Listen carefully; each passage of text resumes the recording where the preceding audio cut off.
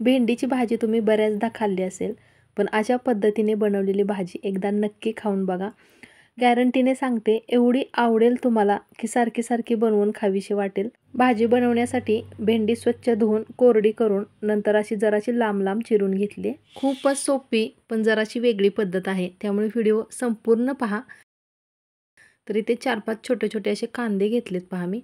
आणि कांदा आपणाला बारीक चिरायचा नाही आहे, फक्त मधून एक असा कट मारायचा आहे कांद्याला.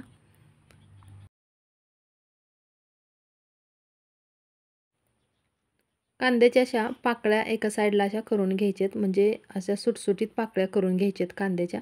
आणि मधला जो जाडसर भाग असतो तो एका साईडला ठेवते, त्याचा पण नंतर भाजीमध्ये आपण यूज करणार आहोत. तर अशा पद्धतीने सगळ्या कांद्याच्या पाकळ्या मी सुटसुटीत करून घेते. आणि खरं सांगू का, ज्यांना कोणाला भेंडीची भाजी खायला अजिबात आवडत नाही, फक्त त्यांना एकदा अशी भाजी बनवून द्या, मग ना आवडती भेंडीसुद्धा त्यांच्या आवडीची होईल. तर सगळ्या पाकळ्या अशा कांद्याच्या काढून घेतलेल्या आहेत. आणि हा जो जाडसर मधला भाग आहे तो मिक्सरच्या भांड्यामध्ये काढून घेते. यामध्ये आलं घालायचं आहे. 1 इंच आल्याचा तुकडा मी घालते. आणि आलं म्हटलं की लसूण पाकळ्या आल्याच एक 5-7 लसूण पाकळ्या घालायचे. आणि फक्त 2 हिरव्या मिरच्या मी घेतलेल्या आहेत. तर हे जरासं जाडसर वाटून घ्यायचं आहे आणि वाटताना अजिबात पाणी नाही घालायचं.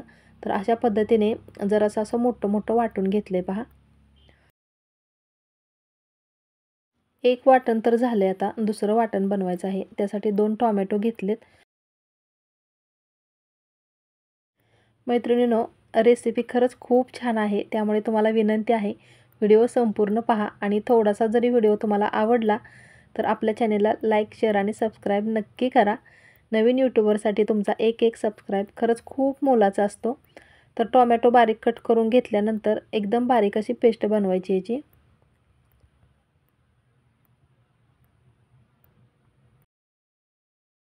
आता काय कोणतं वाटण वगैरे बनवायचं नाही, फक्त एक टोमॅटो असा मोठा मोठासा चिरून घ्यायचा आहे, म्हणजे जाड जाड फोडी करून घ्यायचे त्याच्या. अगोदर अशी भाजीची तयारी केली ना म्हणजे पटकन भाजी होते. तर सगळी तयारी करून झाली. आणि टोमॅटो चिरताना सुद्धा असा मोठा मोठा चिरून घ्यायचा आहे. पॅन गरम झाला की त्यामध्ये 1 चमचाभर तेल घातलं. आणि ह्या ज्या कांद्याच्या पाकळ्या आहेत त्या हाय फ्लेमवरती परतून घ्यायचेत आपणाला. थोडासा लालसर कलर येईपर्यंत परतून घ्यायचेत. तर आता तुम्हाला वाटेल की हाय फ्लेमवरती का परतायचं, तर जास्त आपणाला सॉफ्ट कांदा नको आहे, पटकन असा भाजला पण पाहिजे. त्यामुळे हाय फ्लेमवरती कांदा असा थोडासा परतून घेतला. त्यानंतर भेंडीसुद्धा भाजून घ्यायची. आवश्यकता भासली तर थोडंसं तेल घालायचं नंतर. भेंडीचा कलर असाच हिरवागार राहावा यासाठी थोडीशी पाव चमचा हळद घातली.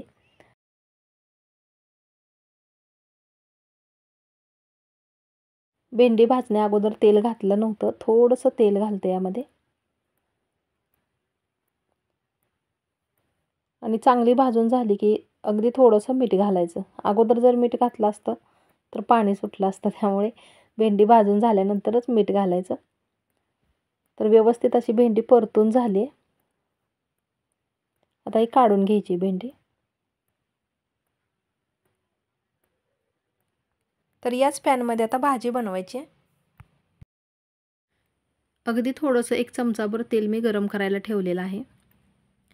तेल चांगलं तापलं की त्यामध्ये घालायची मोहरी. मोहरी छान अशी तडतडली की जिरे घालायचे. आणि जिरे पटकन फुलतात लगेचच यामध्ये हे जे वाटण बनवलं होतं कांद्याचं, हिरवी मिरचीचं आणि आल्याचं, हे वाटण यामध्ये घालायचं आहे. कांदा न भाजता तसाच कच्चाच बारीक केला होता, त्यामुळे व्यवस्थित असं हे भाजून घ्यायचे अगोदर.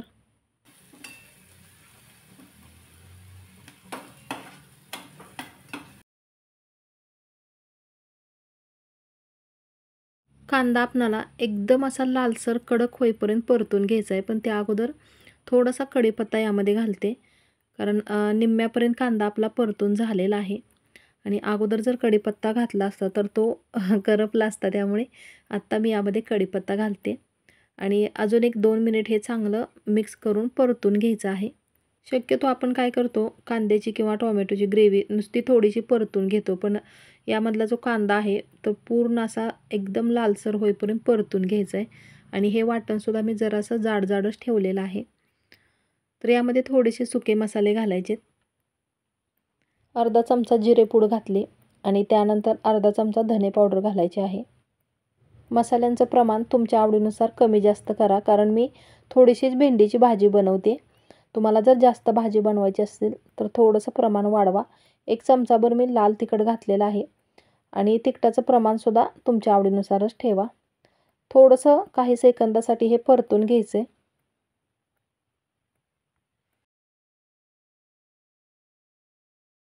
परतून झाल्यानंतर यामध्ये ही जी टोमॅटोची आपण ग्रेव्ही बनवली होती, म्हणजे एकदम बारीक टोमॅटो केलेलं यामध्ये घालायचं आहे.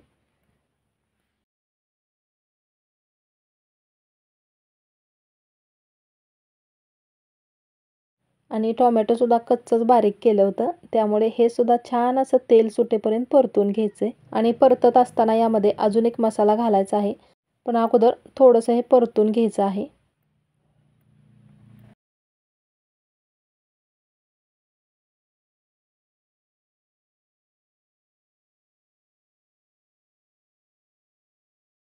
तर चांगलं परतून झाले पहा. तर यामध्ये आता गरम मसाला थोडासा घालायचा. एक अर्धा चमचा मी गरम मसाला वापरते.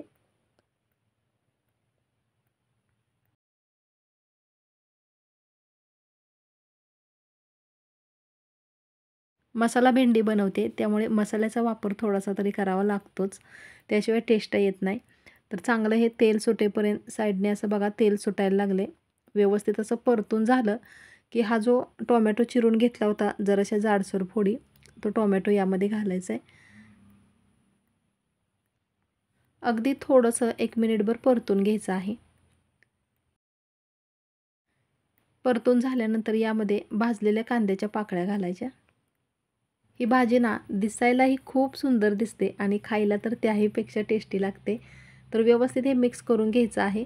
याला काही जास्त असं भाजण्याची आवश्यकता नाही. त्यानंतर ही जी भाजून घेतलेली भेंडी आहे ती घालायची आणि चांगलं मिक्स करून घ्यायचं आहे.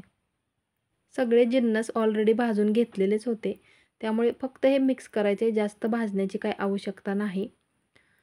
व्यवस्थित मिक्स करून झालं की थोडंसं पाणी घालायचं यामध्ये. पाणी घालताना जरासं बेतानच घालायचं, कारण सरबरीत भाजी बनवतोय आपण, जास्त पातळ भाजी नाही व्यवस्थित लागत. साधारण एक छोटा ग्लासभर पाणी यामध्ये घातलेलं आहे. या भाजीला खोबऱ्याचं वाटण किंवा शेंगदाण्याचं कूट वगैरे घालण्याची काही आवश्यकता नाही भासत, अशी सुद्धा खूप टेस्टी लागते.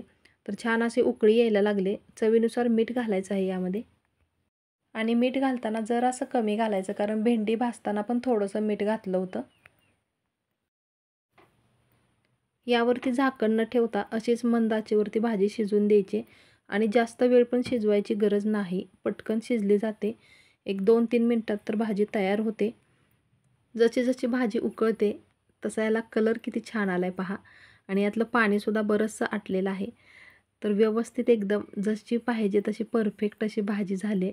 आज ना आमच्या घरचे असे जाम खुश होणार आहेत, कारण अशी भाजी आमच्या घरी सगळ्यांना आवडते आणि खास करून त्यातली त्यात म्हटलं तर माझ्या मिस्टरांना आणि सासऱ्यांना एवढी भाजी आवडते ही, त्यामुळे मी आठवड्यातून 1-2 वेळा तरी आमच्याकडे अशी भाजी नेहमी बनवते. तर तुम्हाला रेसिपी कशी वाटली कमेंटमध्ये नक्की कळवा आणि ही भाजी तुम्ही चपातीसोबत, भाकरीसोबत किंवा भाताबरोबरसुद्धा तोंडी लावू शकता. भेंडीच्या भाजीचे बरेचसे प्रकार मी तुमच्याबरोबर शेअर केलेत. चला तर मग मी लवकरच भेटते अशाच नवीन एका छानशा रेसिपीसोबत पुढच्या व्हिडिओमध्ये. रेसिपी संपूर्ण पाहिल्याबद्दल खूप खूप धन्यवाद.